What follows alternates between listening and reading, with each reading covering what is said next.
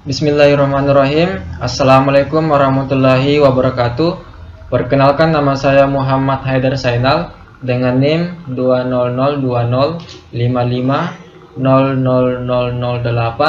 Prodi Pendidikan Teknik Elektronika, kelas 01 angkatan tahun 2020. Pada kesempatan kali ini saya akan mempresentasikan ujian akhir semester saya mata kuliah praktik teknik kendali, yang dimana saya akan mempresentasikan percobaan 1 sampai percobaan 8. Untuk mempersingkat waktu, saya langsung saja pada percobaan pertama, yaitu dasar pengontrolan. Pada percobaan 1 dasar pengontrolan, yaitu rancangan blok diagram open loop. Adapun yang dibutuhkan yaitu yang pertama konstan, kemudian transfer FCN-nya 5S tambah 1, kemudian scope. Kita jalankan programnya. Kemudian kita lihat hasilnya. Nah, di sini ada sebuah kurva atau hasil dari open loop itu sendiri, yang dimana untuk melihat time constantnya kita perbesar. Jadi pada time constantnya itu berada pada variabel X 10. Kemudian kita lanjut.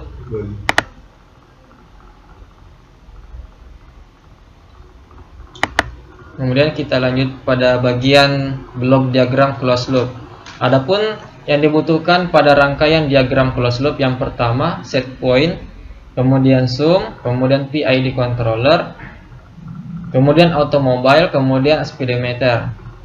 Kemudian kita lihat hasilnya. Kita jalankan dulu programnya, dan kita klik scope. Nah, disinilah hasil kurva dari closed loop, dan dimana sebuah garis kurva cenderung naik, kemudian cenderung turun, dan dimana kita lihat time constantnya. Untuk time constantnya berada pada bagian variabel X 9,4. Kemudian kita lanjut pada percobaan kedua, yaitu feedback control. Adapun pada bagian percobaan 2, yaitu feedback control, yang pertama blok diagram kendali proporsional. Adapun yang dibutuhkan yang pertama step, kemudian zoom, kemudian gain, transfer FCN, dan scope.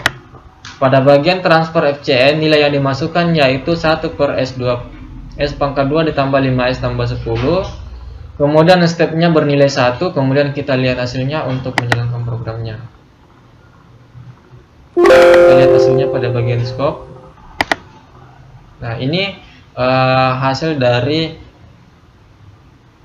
diagram tadi. Kita lihat untuk time constantnya berada pada bagian, kita lihat hasilnya dulu. Untuk time constantnya berada pada bagian 3,6 untuk time constantnya. Kemudian kita lanjut pada blok diagram kendali derivatif. Yang dibutuhkan yaitu pertama stepnya bernilai 1, kemudian zoom untuk membagi, kemudian gainnya di sini saya masukkan 100, kemudian gainnya lagi yang di bawah 10, kemudian yang di atas zoom, kemudian derivatif. Pada transfer FCN saya masukkan nilai S pangkat 2 ditambah 5S tambah 10. Kita lihat hasilnya pada bagian scope. Inilah hasilnya pada diagram tadi. Nah, kita lihat garis kurva ini agak cenderung naik, kemudian agak sedikit turun. Untuk melihat hasil atau time constantnya berada pada bagian variabel X 1,8 untuk time constantnya.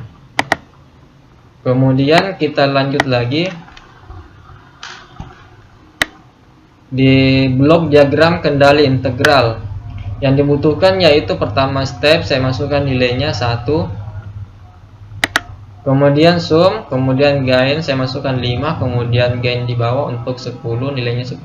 Kemudian integrator, kemudian sum yang akan membagi semua. Kemudian transfer FCN saya masukkan nilainya 1 per S pangkat 2 ditambah 5S tambah 10. Kemudian kita lihat hasilnya pada bagian scope. Nah, di sini adalah hasil dari diagram tadi yang merupakan keluarannya adalah sebuah garis kurva yang cenderung naik. Kemudian kita lihat time constantnya berada pada bagian variabel X 7,5 untuk time constantnya berada pada bagian 7,5. Kemudian kita beralih lagi di blok diagram kendali PID. Pada bagian adapun yang dibutuhkan pada kendali PID, yang pertama step saya masukkan nilai 1, kemudian sum, kemudian gain saya masukkan 20, begitu juga di bawahnya 20, yang di bawahnya lagi 7, kemudian pada bagian 20 saya jalankan integrator, kemudian menuju ke sum. Untuk gain 7 saya menunjukkan derivatif, kemudian derivatif menuju ke sum. Sum itu sendiri menuju ke transfer FCN. Transfer FCN saya masukkan nilainya S pangkat 2 ditambah 5S tambah 10. Untuk itu mari kita lihat hasilnya pada bagian scope. Nah, di sini adalah hasil dari diagram tadi, yang dimana kita lihat di sini sebuah garis kurva naik kemudian agak lurus.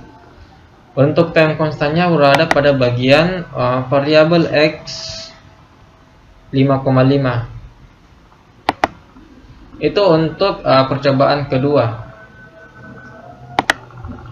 Baik, kita lanjut ke percobaan ketiga, yaitu respon waktu sistem orde 1. Percobaan ketiga. Kita jalankan dulu programnya, yang dimana pada percobaan 3 yaitu diagram step. Yang dibutuhkan pada diagram step yaitu pertama step, kemudian transfer FCN saya masukkan nilainya 5S tambah 1, kemudian scope untuk melihat hasilnya. Adapun hasilnya yaitu berupa garis kurva agak cenderung naik sedikit demi sedikit, yang dimana kita lihat time constantnya berada pada bagian, untuk time constantnya berada pada bagian 9,92 variabel X. Itu untuk bagian step. Stepnya tadi saya masukkan nilainya 0,2 sehingga hasilnya atau nilai scope-nya itu 0,2 juga. Kemudian kita lanjut pada bagian RAM. Adapun yang dibutuhkan pada diagram RAM yaitu RAM sendiri, kemudian transfer FCN, nilainya sama juga pada step, kemudian kita lihat hasilnya pada bagian scope. Nah, yang membedakan tadi untuk step dengan RAM, step itu agak naik ke atas, kemudian untuk RAM itu dia cenderung turun dulu kemudian ia naik. Kemudian kita lihat untuk time constantnya berada pada bagian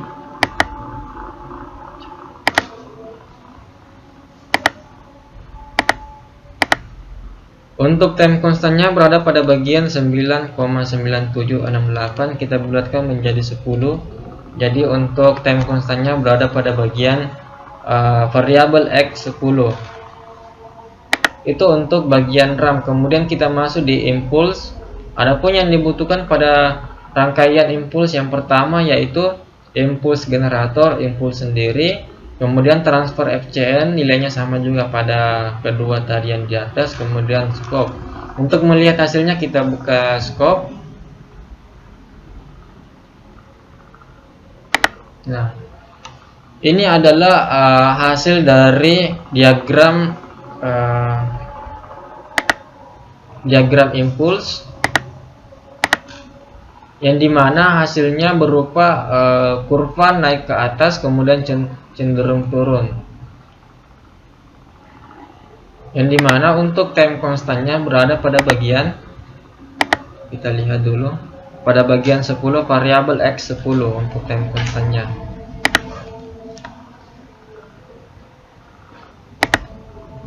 Kemudian kita lanjut pada diagram sinus. Yang dibutuhkan pada diagram sinus yaitu rangkaian pertama yaitu sine wave atau sinus sendiri, kemudian transfer FCN, untuk nilainya sama juga yang di atas, kemudian scope. Untuk itu kita lihat hasilnya pada bagian scope.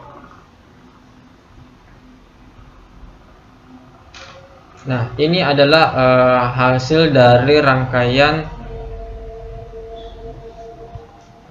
rangkaian sinus, yang dimana hasilnya berupa kurva yang bergelombang. Kemudian kita lihat time constantnya berada pada bagian 10 juga, yang dimana time constantnya berada pada bagian variabel x 10 dan y variabel 0,15. Itu untuk respon waktu sistem orde 1 dalam artian percobaan 3. Baik, kita lanjutkan untuk percobaan keempat yaitu respon waktu sistem orde 2.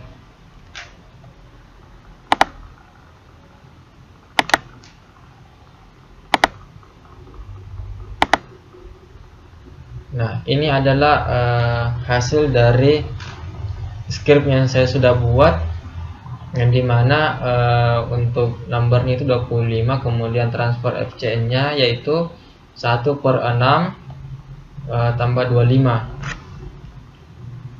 ya. Kemudian kita run.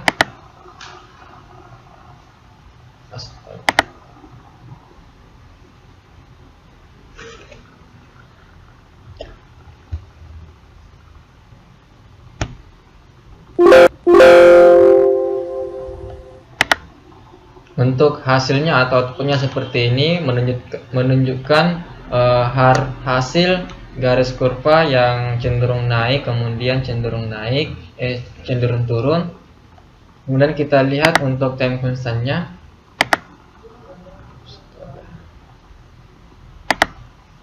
Untuk time constantnya berada pada bagian variabel x 1,95 untuk time constantnya. Kemudian kita beralih lagi di keluaran underdamped, yang dimana untuk transfer FCN nya yaitu 1, kemudian tambah 5 tambah 20 untuk transfer FCN. Kemudian kita jalankan programnya.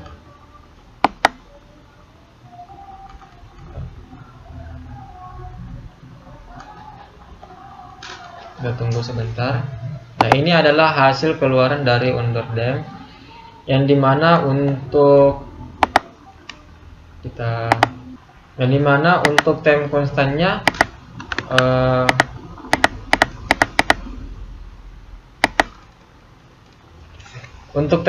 berada pada bagian 1,2, kemudian amplitudonya 0,547.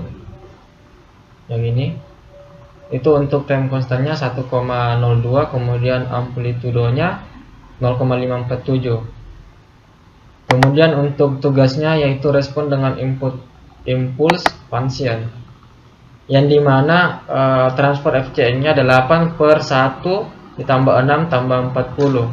Kita jalankan programnya. Ini adalah hasil dari keluaran tadi atau diagram tadi, yang dimana rest hand nya mencapai 0,7, kemudian dia turun lagi, kemudian naik lagi, yang dimana time constantnya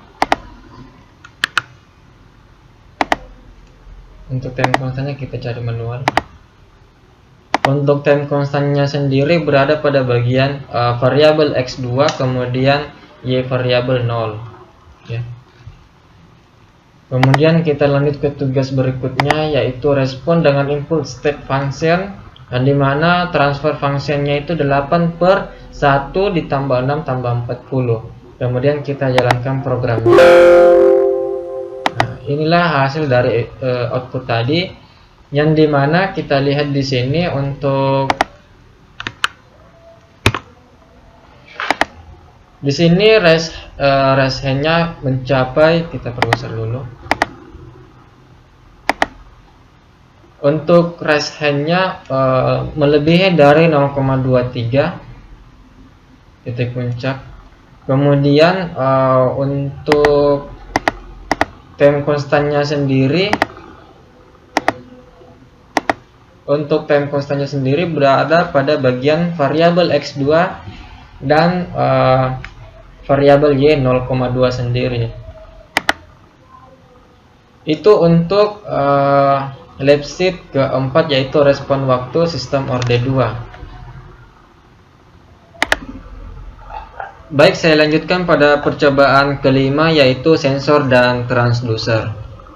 Baik, saya akan buka diagramnya. Yang pertama itu langkah kerja dari sensor speedometer. Adapun yang dibutuhkan rangkaiannya, pertama set point, kemudian zoom, kemudian PID controller, kemudian menuju ke automobile, kemudian yang di bawah, yang dimana kita akan menguji kecepatan yang terukur yang menggunakan sensor speedometer, kemudian menuju ke scope, yang dimana scope-nya memiliki 3 input, kemudian kita jalankan aplikasinya. Untuk automobilnya saya kasihkan nilai 1/10s tambah 1. Untuk PID controllernya saya masukkan nilai P1, kemudian integral 1, kemudian derivatif 0. Kita lihat hasilnya pada bagian scope.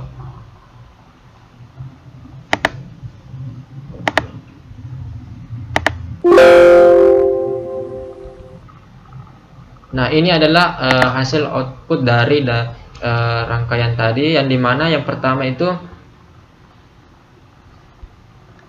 untuk pertama kecepatan yang diinginkan, yang dimana kecepatan yang diinginkan ini terlihat nampak di sini garis kurva cenderung turun, yang dimana untuk time constantnya berada pada variabel x 9,7. Kemudian kita lanjut lagi.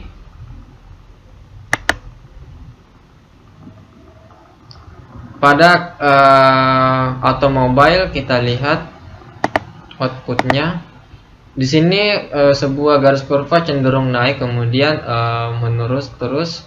Kita lihat time constantnya berada pada bagian 10 untuk variabel x 10 untuk time constantnya. Kemudian untuk rangkaian di sini kecepatan yang akan diukur, yang dimana outputnya berada di scope ketiga, yang ini, yang dimana garis kurvanya cenderung naik. Untuk time constantnya sendiri berada pada bagian 9,7, hampir sama dengan yang di atas tadi. Kemudian kita beralih ke tugasnya, yang dimana rangkaian blok diagram sebuah autopilot pesawat dengan menggunakan GPS sebagai sensornya. Adapun yang dibutuhkan rangkaiannya, yang pertama stepnya saya masukkan 1, kemudian zoom, kemudian discrete PID controller, kemudian aircraft dynamics yang saya masukkan 15/5s tambah 15, kemudian untuk sensor GPS-nya 15/s tambah 15, yang dimana s itu sendiri bernilai 1. Kemudian kita lihat hasilnya. Kita ulang lagi. Ku tahu dari yang ngerti apa? Mau tidak tahu. Nanti. Nah, di sini untuk outputnya yaitu sebuah garis kurva naik ke atas, tidak bergelombang, dia agak miring sedikit, yang dimana untuk melihat time constantnya berada pada bagian 9,964. Kita bulatkan menjadi 10 untuk time constantnya. Kemudian kita lanjut lagi diagram sebuah water heater dengan menggunakan temperature probe sebagai sensornya. Adapun rangkaian yang dibutuhkan, yang pertama konstannya yang dimana saya masukkan 1023 untuk konstan value, nilai konstannya, kemudian divide, kemudian gain saya masukkan 100, kemudian step bawah juga saya masukkan 1, kemudian PID controllernya konstannya saya masukkan 255, menuju ke sum, kemudian menuju saturation, kemudian scope, kita lihat hasilnya. Nah, di sini hasilnya garis lurus yang menunjukkan bahwasanya time konstannya sangat stabil, tidak ada yang steady state error maupun rest hand. Nah, untuk time konstannya itu sendiri 0,5 sesuai dengan rangkaian yang diharapkan di sini. Itu untuk sensor dan transducer. Baik, saya lanjut lagi di percobaan ke-6, yaitu kendali proses dengan controller PID untuk plan or D1, yang dimana sini PID tanpa delay dengan nilai P. Di sini ada pun yang dibutuhkan, yang pertama step, kemudian sum, kemudian PID controller, kemudian transfer FCN, gain, dan scope. Transfer FCN nya saya masukkan 5 per S tambah 1. Untuk langkah kerja sama dengan tugasnya juga ini. Kemudian untuk stepnya saya masukkan nilai 0, kemudian final value nya atau nilai final 1, kemudian PID controllernya saya masukkan 1, integral 0, kemudian derivatif 0, kemudian kita lihat hasilnya.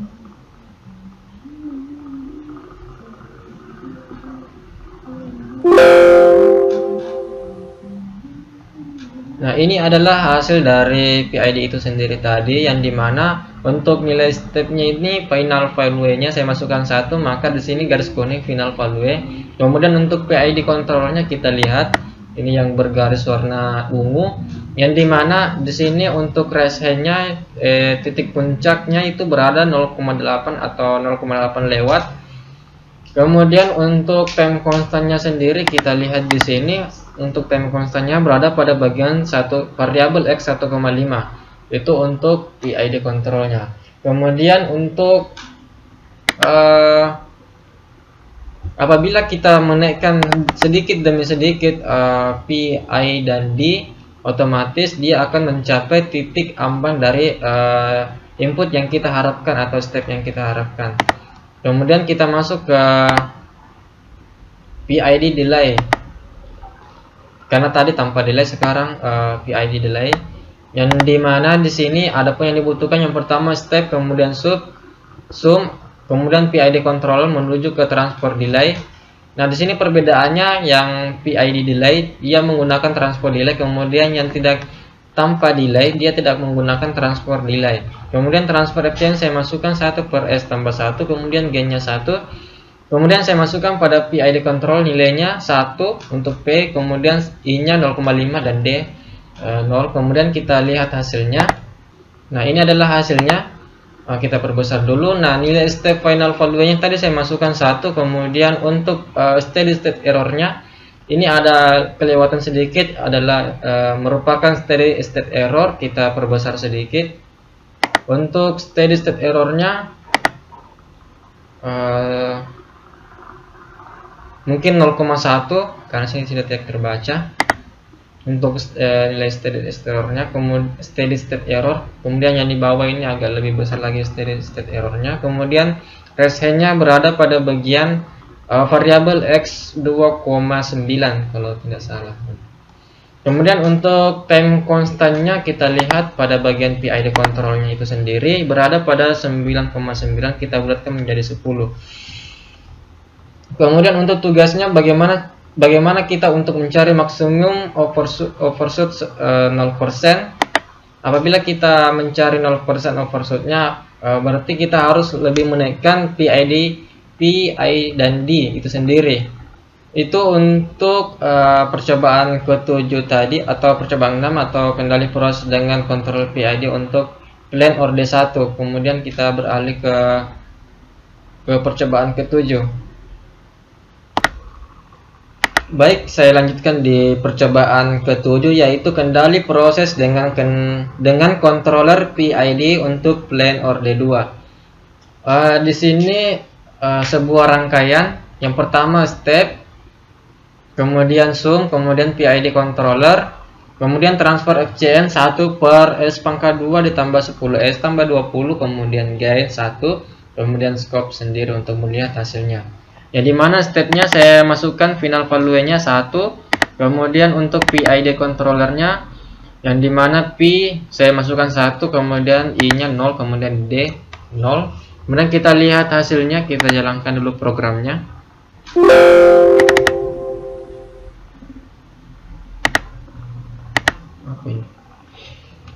Nah, di sini nampak jelas outputnya tadi, bahwasanya di sini untuk final value-nya ini warna kuning final value-nya, nilai stepnya. Kemudian untuk PID controllernya yaitu raise hand-nya berada pada 0,01, raise hand-nya titik puncak. Kemudian untuk time constant-nya sendiri berada pada bagian 1,5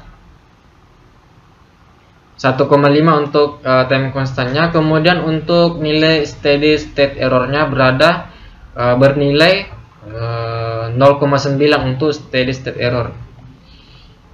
Kemudian untuk tugasnya itu bagaimana caranya untuk overshoot steady state errornya mencapai 0%.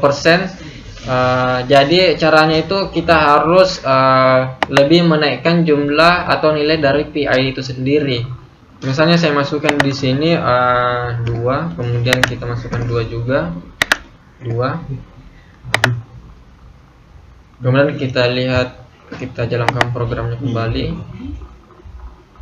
Kemudian kita buka scope-nya.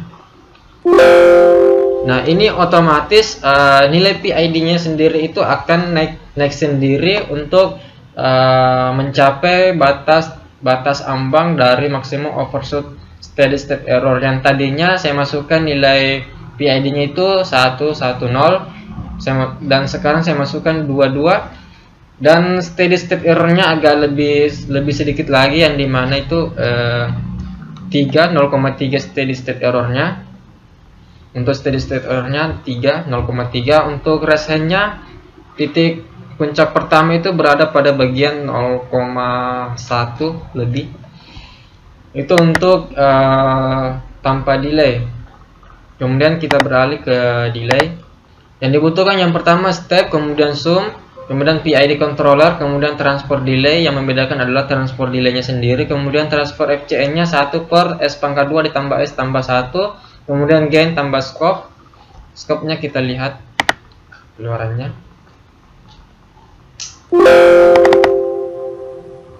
Nah, ini yang membedakan adalah gelombangnya sendiri karena sudah mempunyai transfer delay. Untuk nilai stepnya adalah 1. Kemudian untuk nilai steady state errornya 0,1. Ini 0,1. Antara dari 1 sampai 0,9, berarti 0,1 untuk nilai steady state errornya. Kemudian raise hand-nya berada pada bagian 0,9. Kemudian untuk time constantnya berada pada bagian variabel X10. Kemudian untuk soalnya tugasnya kita disuruh mencari maksimum overshoot 0% untuk steady state error. Jadi ketika kita mencari maksimum overshoot 0%, berarti kita harus menaikkan lagi untuk PID controllernya sendiri. Yang di sini saya masukkan 1. Kemudian kita lihat hasilnya, apakah dia akan lebih sedikit overshoot steady state errornya. Nah, di sini sudah mencapai nilai stepnya. Berarti apabila kita semakin menaikkan nilai PID-nya, maka steady state errornya akan lebih kecil. Itu untuk percobaan ke-7. Baik, saya lanjutkan lagi di percobaan ke-8 atau yang terakhir, yaitu Programmable Logic Controller atau PLC. Dan dimana saya sudah buat rangkaiannya atau diagramnya sendiri. Yang pertama itu X024, yang dimana merupakan X024 adalah saklarnya sendiri, saklar. Kemudian untuk Y00 adalah untuk robot tangan. Kemudian saya hubungkan di Y001 yang merupakan untuk bos kotaknya atau tempat wadahnya nanti untuk kotak. Kemudian eksternalnya sendiri adalah untuk yang ini buzzernya. Kemudian maksud saya untuk conveyornya sendiri. Kemudian untuk output Y1 adalah conveyor. Kemudian untuk Y002 adalah untuk output buzzer atau pendorong. Baik, untuk itu kita jalankan. Pertama kita nyalakan saklar 1. Kita kompor dulu terlebih dahulu kompor. Kemudian kita online menjadi write to PLC. Kita tunggu dulu. Oke, kemudian kita nyalakan saklarnya. Saklar 1 merupakan X024. Kita nyalakan, maka otomatis robot tangan akan mengambil kotak. Kemudian conveyor akan menggeser kotak tersebut, kemudian passernya akan mendorong kotak tersebut menuju ke wadah tempat kotak. Kita ulangi lagi sekali lagi. Nah, di sini otomatis lampunya akan menyala inputnya, kemudian beralih ke outputnya sendiri. Nah, itu untuk pengantar simulasi dari FX Trainer Mitsubishi Trainer FX. Kemudian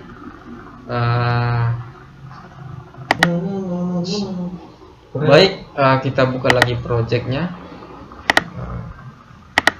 Saya matikan dulu. Kita menuju ke main, kemudian masuk ke Let's Study the Basic. Kemudian saya masuk basic input atau program. Di sini saya sudah buat programnya, jadi saya sisa masukkan saja project. Saya delete dulu. Kemudian project, open project. Saya cari dulu foldernya. Ini adalah diagram dari gerbang logika yang dimana dari tugas percobaan ke-8, yang pertama XNOR, kemudian OR, kemudian NOR. Yang dimana sini saya akan jelaskan sedikit. X024 adalah sebuah saklar 1, kemudian Y001 merupakan stop, hampir sama dengan ini Y001, outputnya nanti stop. Kemudian X020 merupakan pas button 1, kemudian X020 itu tadi saya juga bilang. Kemudian X024 untuk saklar 1 akan menghubungkan, hampir sama dengan ini. Kemudian Y01 akan mengoperasikan pada bagian stop. Kemudian X025 untuk saklar 2, kemudian X024 untuk saklar 1.